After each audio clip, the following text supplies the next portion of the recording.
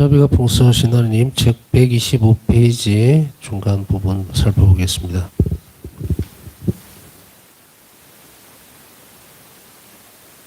예수님께서는 그들이 지닌 장점 때문이 아니라 당신 자비로 신자들 가운데서 사제들을 선택하셨습니다. 예수님께서는 너희가 나를 택한 것이 아니라 내가 너희를 택하였다고 말씀을 하고 계십니다.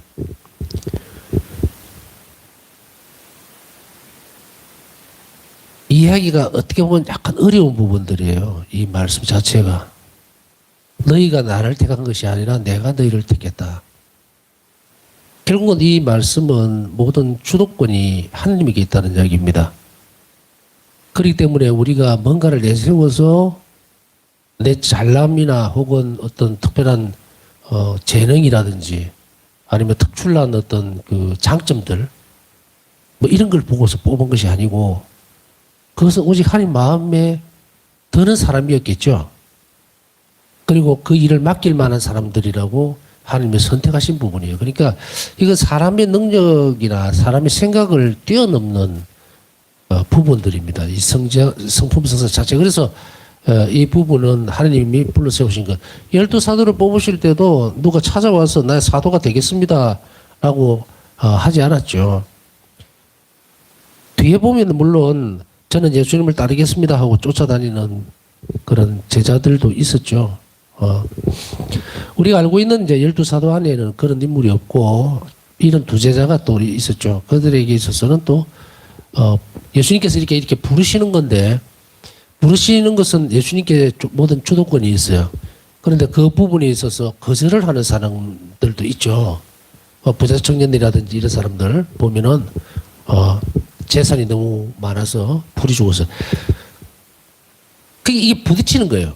이건 이 부분에 있어서는 뭔가를 선택의 문제라는 건데 선택이라는 것은 결정은 하나님이 하시지만 그것에 순응하는 인간의 태도 혹은 자신을 드러냄 이런 것이 필요하죠. 그렇기 때문에 성소를 받았다 혹은 성소를 받을 것인가에 대한 문제는 우리 자신들에게 주어져 있는 모습이거든요. 그래서 내가 그걸 받아들일 수도 있고 안 받아들일 수도 있어요. 그래서 성직은 항상 자유로운 거거든요. 자유로 선택한 거기 때문에 그리스도인도 마찬가지입니다. 하나님께서 선택하셨다라고 했을 때 우리가 선택했는데 내가 안 가면 그만이에요. 내가 그리스도인으로서 살면서 하나님 초대를 받았을 때 예라고 대답했기 때문에 온 거거든요. 근데 이제 살면서 보면은 이것도 내가 그러한 길, 영원한 생명, 부활에 내가 참여하겠다, 영원한 생명을 누리겠다라고 그렇게 해서 부르셨을 때 그게 예라고 대답을 해놓고는 이제 실제로 들어와가지고 뭘 합니까? 너무 많은 걸 요구한다. 교회가 뭐 내라 하고 뭐 해라 그러고 봉사도 해라 그러고 머리 아파.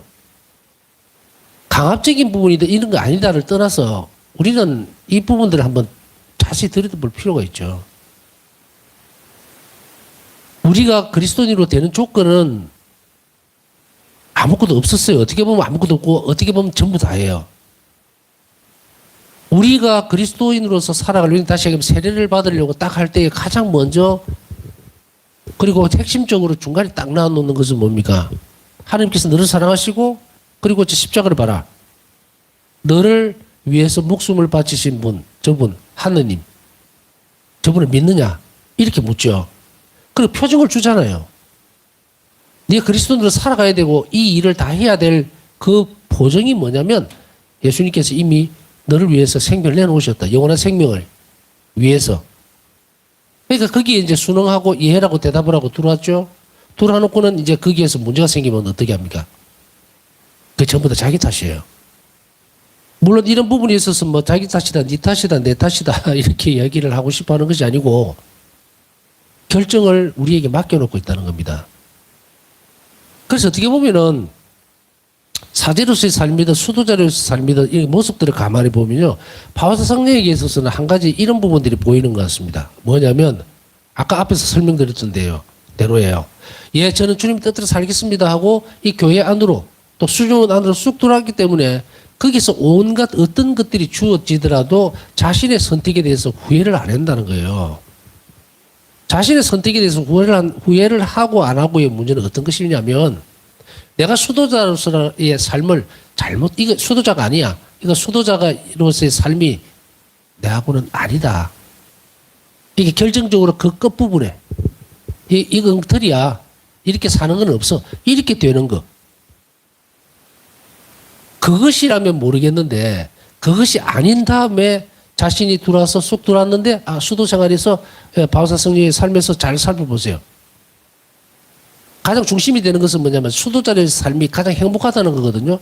그리고 하느님 마음에 가장 드는 정배라는 것에 대해서는 이 기둥이 딱 세워진 거예요. 그리고 그거를 자발적으로 받아들였습니다. 동의를 해버렸어요. 그리고 바오사 성령은 이 약속을 끝까지 지켜나가죠. 그럼 그 주변에 있던 수없이 많은 것들은 요구되어지는 것들이 뭡니까? 규칙이라든지 회원이라든지 이런 것들. 그 다음에 소소하게 지켜야 되는 모든 것들. 이것만 필요합니까? 아니죠. 순전들, 동료들에게서 오는 온갖, 모욕적인 것들이라든지, 모함이라든지 이런 거 다 견뎌내야 된단 말이에요. 그랬을 때에 이런 회의에 빠질 수가 있겠죠. 내가 순전 잘못 들어서 이 꼴을 당하려고 이리 왔나. 그거를 살펴본 것이 아니에요. 이것은 내가 동의를 했기 때문에 그 동의 안에 들어와 있던 그 모든 것들은 여러 가지 모습으로 전부 다 드러날 수가 있습니다. 어떤 형태로든지. 그것을 바오사 성령은 잘 간파한 거예요. 그래서 그것이 밀려오더라도 내가 동의했기 때문에 내가 이 부분에 대해서 불평을 한다면 있을 수 없는 이야기라는 거예요. 내가 동의를 했기 때문에 자발적으로. 그리고 그 끝에 길 끝에 그 자발적인 동의의 길 끝에는 완전한 수도자로서의 완전한 특성에 이르는 수도 생활의 정점에 이르는 그 목표가 완전히 드러나 있었어요. 내가 이 길을 가면 분명히 예수님과 하나가 될 거라는 영원한 행복 안으로 들어갈 거라는 그것이 딱 보였기 때문에 그거에 동의를 한 거예요. 동의를 했기 때문에 나머지 조건적인 부분들은 따라온단 말이에요. 이게 쓰나미 같이 막 밀려오고 고통스럽고 하는 거 그거 다 견뎌내는 거예요. 이런 모습이어야 된다는 얘기죠. 그리스도인이 자발적으로 누가 강제적으로 밀어놓고 세례를 준 것도 아닌데 그러면 무엇이 이렇게 흔들려서 튕겨져 나가는가? 네가 동의했지 않느냐? 이러면 또 내가 동의는 했지만 우리는 이렇게 이야기하거든요. 내가 동의는 했지만 설사 이렇게까지 할 줄은 몰랐다. 이렇게 돼요. 무슨 대주일도 많고 주일도 많이 지켜야 되고 그러면은 뒤집어서 그런 일거리 변명을 할 것 같으면 뒤집어서 한번 보면은 세례를 받기 전에 교리 시간에 안 배웠습니까? 배웠잖아요. 졸다가 못 들었으면 자기 책임이죠. 분명히 가르쳐 주셨단 말이죠.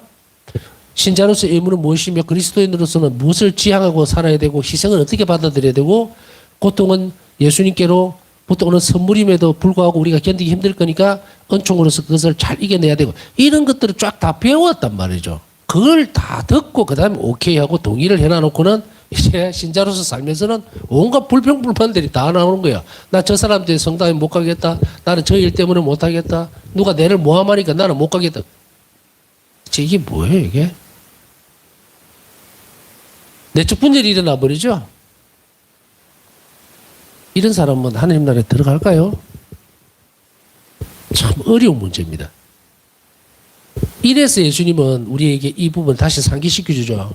너희들이 나를 선택한 것이 아니야. 인간은 불완전하기 때문에 마치도 착각하면 내가 예수님을 선택했고 그래서 내가 신앙생활을 아주 내가 참 잘난 듯이 선심 쓰듯이 신앙생활을 해주는 그거 그렇게 보여진다는 거죠. 완전히 착각이죠. 그것을 깨버리려면 어떻게 됩니까? 영원한 생명과 신앙은 하느님 손에 달려있는 거예요. 자, 선택은 이렇게 했고 동의는 내가 했어요. 그리고 교회 안으로 들어왔습니다. 여기에서 내가 너희를 선택했다라고 하는 이 말 안에 어떤 의미가 들어있겠습니까? 너희가 나를 떠나지 않는다면 나는 절대로 너희를 떠나지 않겠다라는 말이에요. 근데 대부분들은 어떻게 생각합니까? 조그마한 문제들만 생기고 나면 하나님이 마치 나를 떠난 것 같이 착각을 하죠. 이 약속을 못 믿는 겁니다. 그게 안 보인다고 하더라도. 바오사 성령은 이런 감각의 밤도 지나가면서 어둠의 밤을 지나가죠.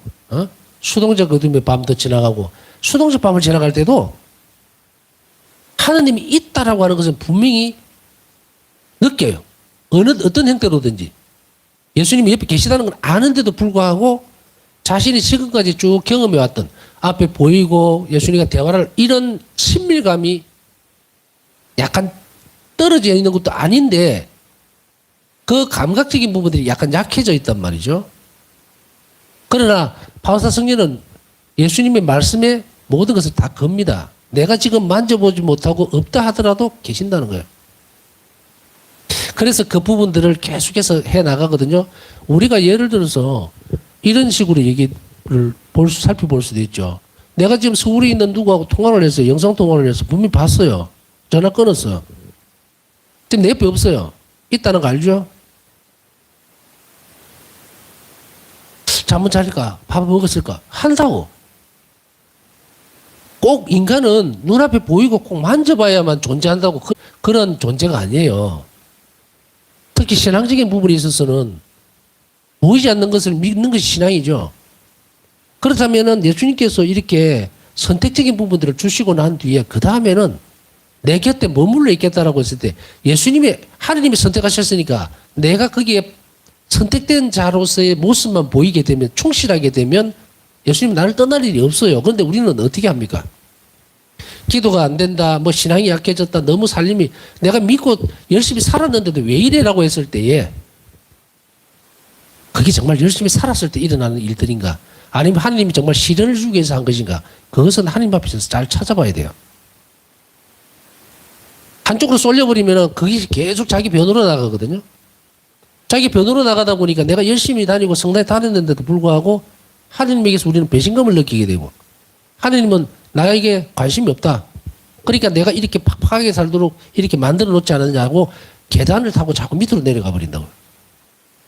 그러나 우리는 선택한 부분에 있어서는 내가 충실성의 문제, 아까 얘기했듯이 가장 신자로서의 삶, 성직자로서의 삶, 수도자로서의 삶, 이것은 모범은 바로 바오사 성녀가 세워놨던 이 기둥입니다.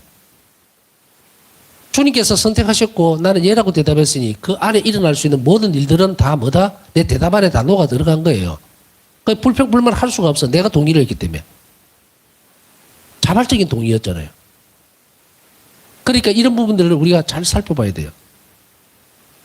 수도자가 독신서원을 해놔놓고는 내가 이거 뭐 결혼도 못한다고 이게 뭐야? 이건 말이 안 되죠, 그죠? 누가 강조한 거 없어요. 독신으로 살면서 그것이 바로 하나님께 봉헌되어지는 모습이고 그것이 하늘나라의 표징이라면 그것 때문에 내가 예라고 대답한 건데 그렇다면 거기에서 만족하지 못하고 행복하지 못하게 되는 이유는 뭡니까? 그거는 자신의 삶이 잘못됐기 때문이죠. 내가 자발적으로 동의한 모든 일에는 충실해야 합니다.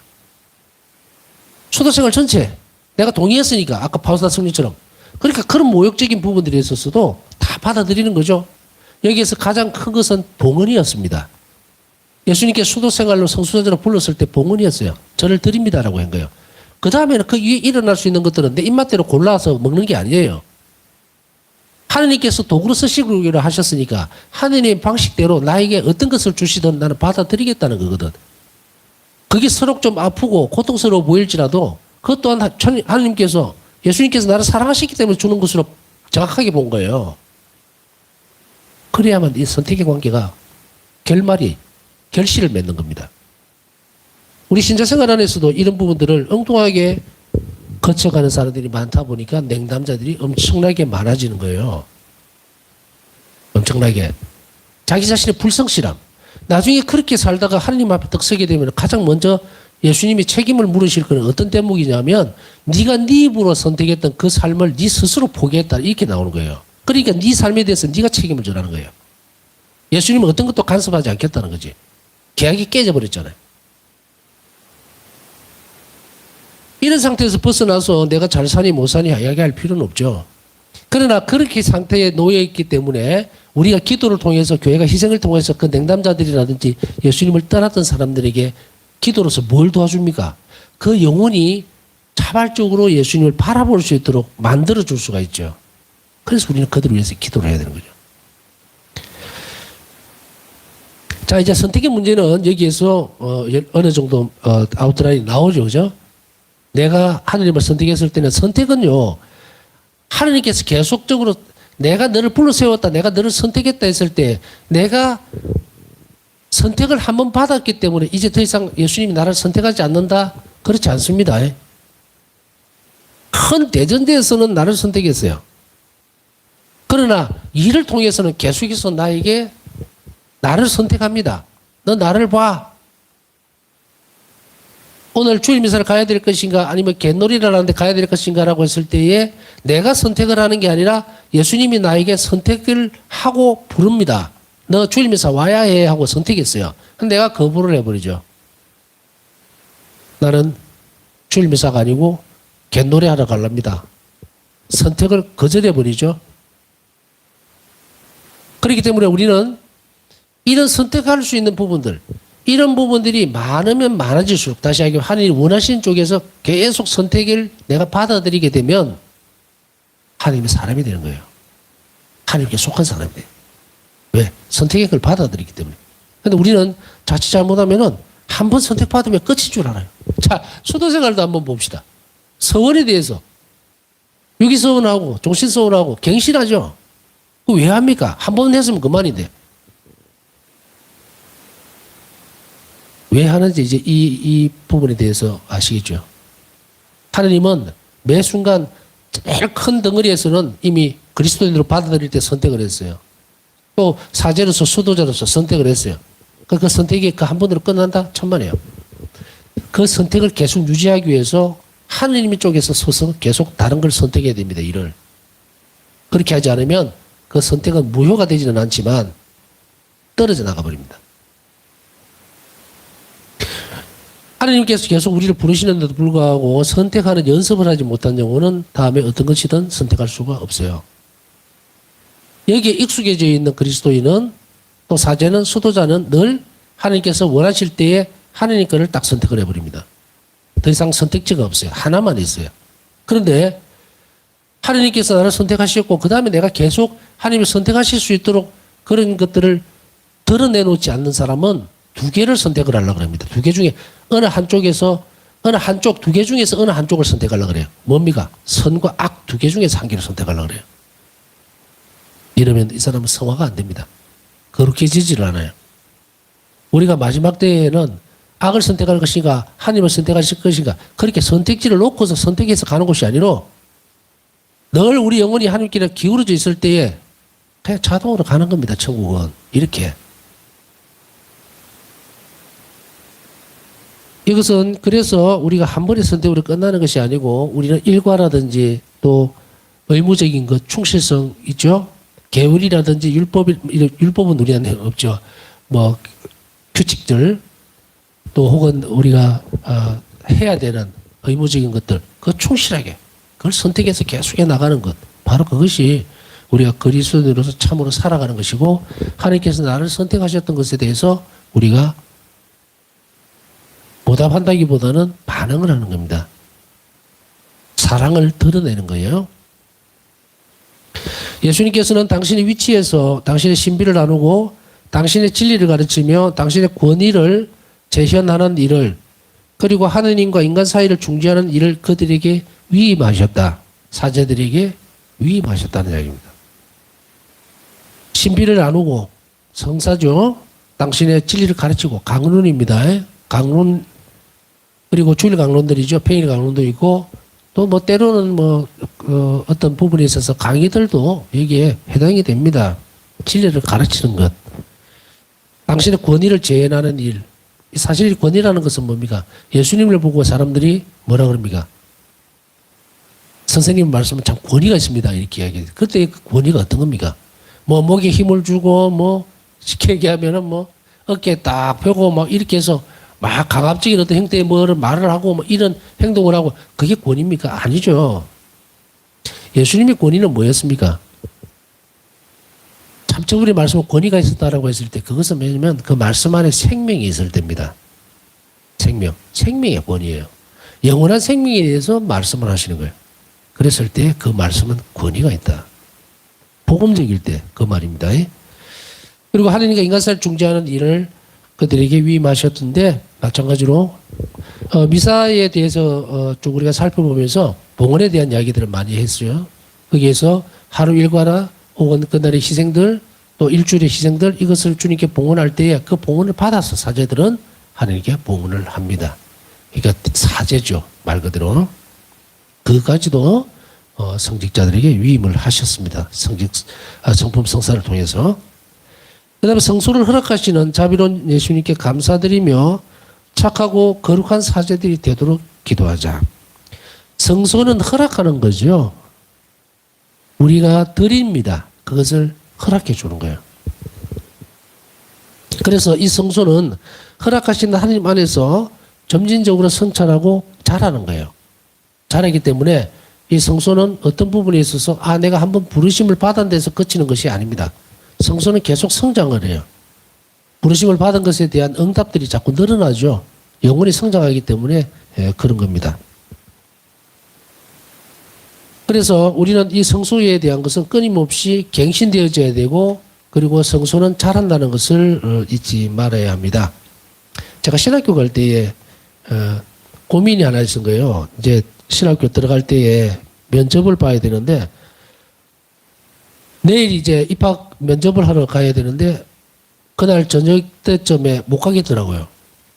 그래서 이제 마지막으로 미사 참배를 하고 난 못 가겠다. 결심을 그렇게 하고 미사 참배를 갔는데 그 이유가 뭐냐면 면접을 하는데 너 왜 신학교에 오려고 하느냐 하면 대답할 게 없더라고요. 그래서 온갖 생각을 다 해봤어요.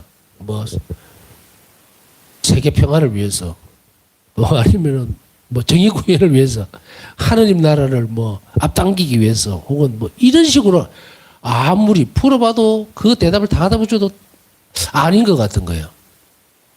근데 그러면 내가 신학교 내가 성수가 있다는 걸 나는 어떻게 알지? 내 신학교 그러니까 그 대답을 못해서 내가 안 가려고 이제.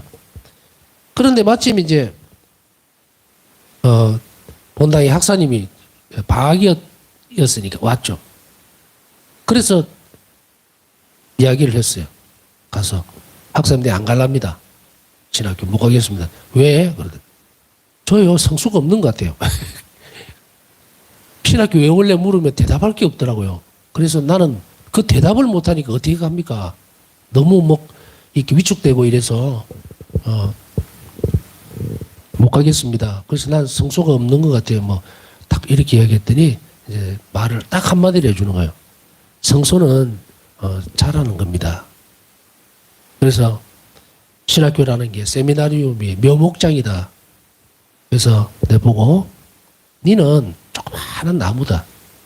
이제 신학교 불리어서 그곳에서 하나님에 대해서 알고 신학을 배우고 하면서 이게 자란다.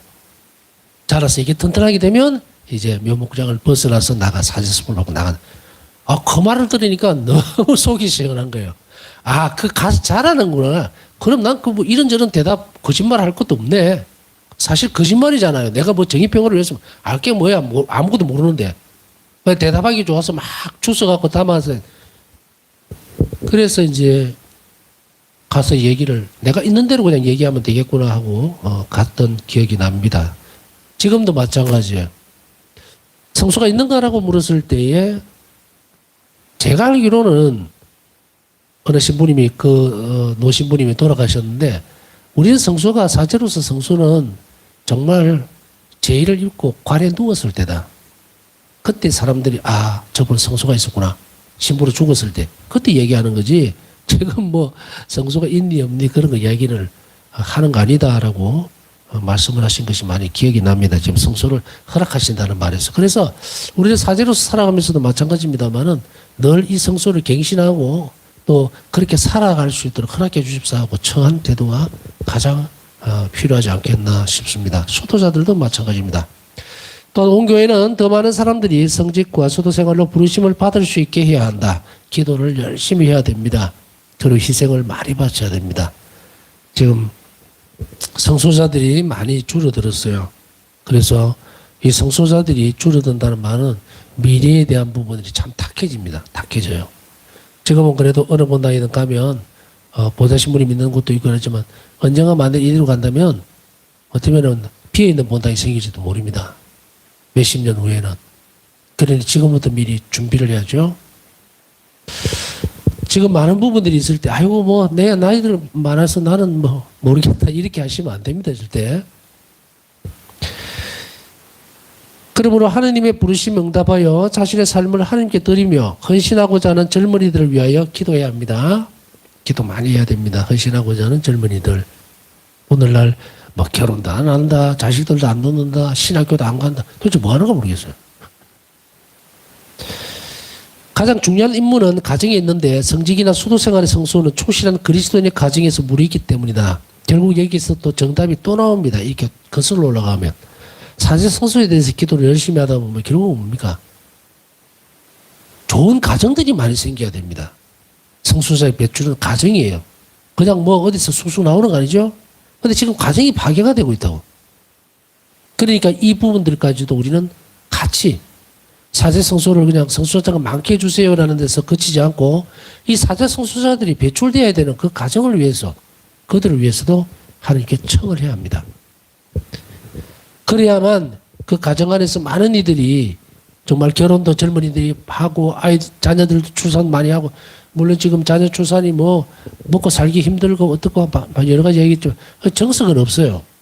그러나 분명한 사실은 정말 올바른 하나님 은총으로 충만한 그러한 사회가 그리스도교에 의한 그런 전파가 된다는 그 사회의 모습을 보면 창조사업이 협력하는 거죠, 인간이. 그래서 부부를 만든 거예요. 따로따로 놔둔 거 아니죠. 그래서 그들이 창조사업에 자녀를 출산함으로 인해서 삼일째께서 나누시는 그 사랑, 창조적인 사랑에 협력하고 그리고 그것을 그대로 드러내는 것. 그게 인간입니다. 자기의 쾌락이나 아니면 무슨 뭐 부담을 줄이기 위해서 뭔가를 하려고 하고 그것을 기피하고 마치도 이제는 결혼이라는 것이 선택이 아닌 필수가 아닌 그런 선택적인 부분이라고 착각을 하고 사는 거예요. 그거 시대적인 조류지만 절대로 하나님에게서 허용되어 있는 부분은 아닙니다. 바울 사도도 권고를 하고 있죠. 독신에 대해서 얘기를 하면서 독신을 해야 되는 유일한 목적은 더 큰 사랑을 위해서요. 하나님을 위해서. 하나님의 사랑을 위해서, 구원사업을 위해서만 독신이 허락되어 있어요. 요즘 너무 흔하다고 이야기를 하면서 마치도 까만 게 흰색인 것 같이 착각하고 사는 세상. 그래서 기도를 거쳐버리고 그것에 대한 관심을 가지지 않는 것. 당연히 그러려니 그거 아닙니다. 절대로. 그 세상이 거꾸로 돌아가는 거예요.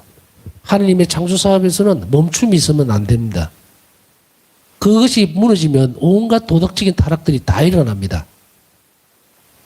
자녀 출산을 하지 않으면서도 부부로서 사는 것, 또 결혼도 안 하면서 동거하는 것, 이거 뭡니까? 육체적인 쾌락 외에는 자기 이기는 것 외에는 아무것도 없어요. 이게 하나님 앞에서 엄청난 일이에요. 악이 만들어 놓은 겁니다. 이거 뭐 혼인성사 다루는 것도 아닌데 나중에 혼인성사 다룰 때 기회가 혼인성사 다룰 때 이 부분 하나님이 사람을 창조하신 뒤에 어떤 형태로 살아가야 될 것인가. 지금은 선택적인 문제로서 뭐 혼자 살 수도 있지 뭐 혼자 사는 목적이 교회는 분명히 이야기합니다. 더 큰 선익을 위해서 그렇게 살도록 허락된 사람이 있다. 독신으로 사는 건 그런 거여야 돼요. 그냥 뭐 어쩌다 보니까 뭐 혼자 살기 이거 안 됩니다. 물론 그런 경우가 되면 하나님께 더 헌신할 수 있도록 노력을 해야 돼요. 그것이 참된 목적이에요. 이것은 잘못됐다 아니다라는 것보다는 교회는 그 모습으로 보는 거죠. 독신은 오로지 하나님께 헌신하기 위해서만 허락되어 있다. 나머지는 다 결혼해야 합니다. 수도자로 살든 아니면 독신자로서 개인적인 봉헌을 하고 살든 하나님을 위해서 살아야 돼요. 내가 뭐 자식이 없으니까 나는 편하고 말년에도 정말 걱정거리도 없고 그거 안 됩니다. 그거는 창조된 하나님께 모욕을 드리는 거예요. 자신의 본질에서 벗어납니다. 이런 사람들은 아주 열심히 노력해도 많이 힘들어요. 하나님 사랑에서 벗어나가 있다고 이게. 그러니까 이것은 사도적 권고죠. 사도적 권고라고 표현을 쓰는 이유는 제가 만들어 놓은 단어입니다. 바로 사도의 권고에 따라오는 그 시대에만 그런 것이 아니고 오늘날의 시대도 반드시 필요한 부분이라서 첨언해서 말씀을 드렸습니다. 가정에서 성수자가 나오기 때문에 너무 안타깝죠, 요즘은. 그래서 수도성서든 사제성서든 줄어들고 있기 때문에 그것과 연관지어서 조금 더 살을 붙여서 말씀을 드렸습니다.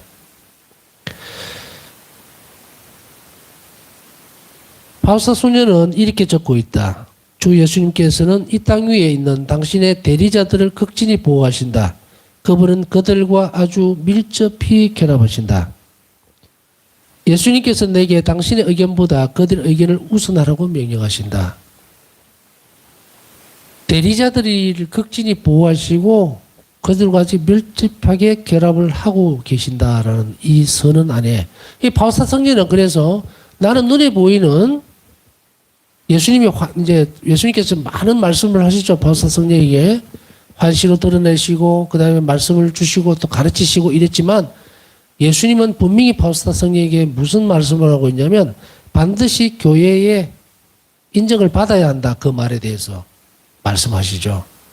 그리고 어떤 데는 고해 신부가 반드시 고해를 해야 한다라고 말씀하시고 어떤 부분에 있어서는 영성 지도자에게 가서 반드시 그 일을 허락받아야 된다. 혹은 그것에 대한 인정을 받아야 된다라고 얘기를 합니다. 그런데 안타깝게도 많은 사람들이 자신이 듣고 있는 생각이나 환시나 또 이런 것을 자기 스스로가 판단해서 결정을 지어버리는 경우가 안타깝게도 참 많아요. 잘못된 길입니다. 잘못된 길이에요. 때때로 어떤 때는 바울사 성녀도 마찬가지로 어떤 사람 이런 식으로 할 수 있죠. 내가 이런 체험이 있어서 어떤 베포나 신부님한테 가져갔는데 거절됐다. 너는 이상한 사람이야. 거절됐다. 나 성당 안 나가. 나 저 신부님 저 말을 못 믿겠어. 이렇게 되는 게 옳은 건가? 아닙니다. 자기가 아무리 꽁꽁 싸매고 있다 하더라도 이 본당 신부님 성득이 뛰어나고 뭐 어떻고 저쩌고 다 상관없이 가서 들었을 때 안 됩니다 하면 끝이어야 돼요. 바울사 성령은 이 부분을 어떻게 말씀을 하십니까? 예수님께서 환시로서 나에게 드러나시고 그 많은 말씀을 주신다 하더라도 나는 그 말씀보다는 교회의 가르침을 따르겠다. 이게 바울사 성령가 우리에게 따라오라고 하는 길입니다. 그러나 어떤 때는 금방 말씀드렸지 충분히 맞는 말인데도 불구하고 충돌이 일어날 경우에 바울사 성령은 어떻게 하셨을까? 바울사 성령은 기도했습니다. 예수님께 가서. 여러분 기억하시죠? 고해신부에 가라 했을 때 가서 말씀을 드렸는데 그거는 망상입니다. 잘못된 겁니다 하고 했을 때 굉장히 슬퍼하면서 나왔죠. 근데 물음표가 계속 생긴 거예요. 예수님 분명히 말씀하셨는데 그럼 내가 환시를 본 건가? 유령을 만난 건가? 잘못된 환시를 본 건가? 유령을 만났나? 악의 유혹에 빠졌나? 마귀가 그랬었나? 이렇게.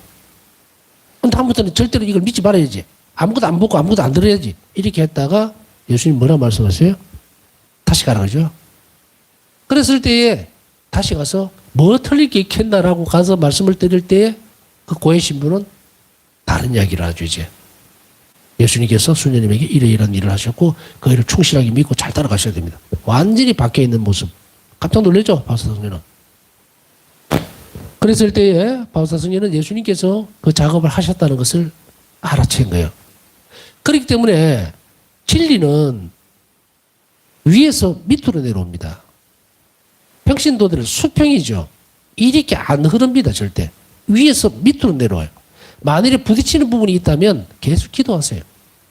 그게 정말 진리라면 예수님이 그 문제를 해결하실 겁니다. 그러나 그렇지 않다면 버리셔야 돼요. 그렇지 않으면 저기 전라도 저쪽 있죠? 거기 하고 뭐 이런 이상한 사람들이 생기는 거예요. 그러니까 어떤 부분이 됐든 자신들이 여기 어긋나는 일이 없도록 자기 확신으로 변해버리면 안 됩니다. 자기 확신으로 변해버리면 안 돼요. 그게 뭐 딱 그게 그렇게 드러나야 된다면 하나님이 다른 작업을 하시는데 반드시 그 작업의 결과는 뭐냐면 교회를 통해서입니다. 절대로 잊지 말고 중심을 잘 잡아놓으면 혼란스럽거나 힘들거나 그렇게 할 이유가 아무것도 없습니다. 교회 표지를 잘 보고 가시면 됩니다. 남은 시간 묵상하면서 우리가 울고준 마음으로 항상 교회 가르침에만 귀를 기울이고 그 길을 잘 따라갈 수 있는 그런 마음으로 하나님을 섬기고 이웃에게 봉사할 수 있는 은총을 청하면서 남은 시간 보내겠습니다.